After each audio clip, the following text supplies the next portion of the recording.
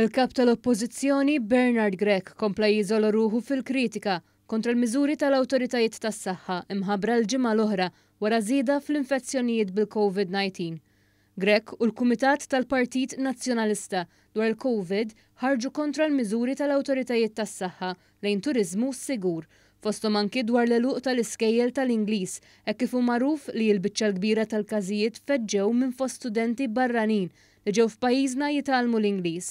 Iżda mbagħad fil-programm Realtà ta' Brian Hansford, il-membru tal-istess Kumitat Nazzjonalista tal-COVID u l-kelliem tal-Oppożizzjoni għas-saħħa Stephen Spiteri ħareġ jgħid il-kontra. Fis-sitwazzjoni preżenti fejn għandna ħanejtek ħabb ta' edukazzjoni li qed jirreġistra minħabba it-turiżmu edukattiv mod sostanzjali każijiet attivi li dawn il-persuni qegħdin ikunu esposti għalihom, jiena iva naqbel illi għandhom jingħalqu sakemm is-sitwazzjoni tersaq lejn in-normalità jew viċin in-normalità li wieħed ikun jista' iħalli dawn l-iskejjel jerġgħu jiffunzjonaw.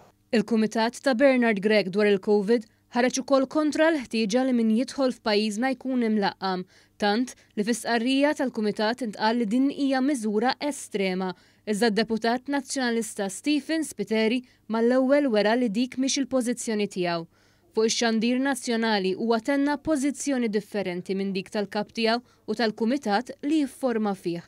U għalhekk jiena iva nemmen li t-turist li jiġi ġewwa pajjiżna għandu jippreżenta ċertifikat li huwa fully vaccinated.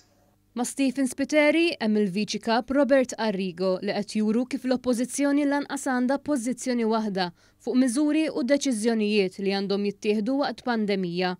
Dan ikompli jixhed kif il-Kumitat tal-COVID tal-Partit Nazzjonalista huwa wieħed finta u apparti li ġie żvelat li dan il-Kumitat lanqas jiltaqa', issa hu magħruf li lanqas jiftiem.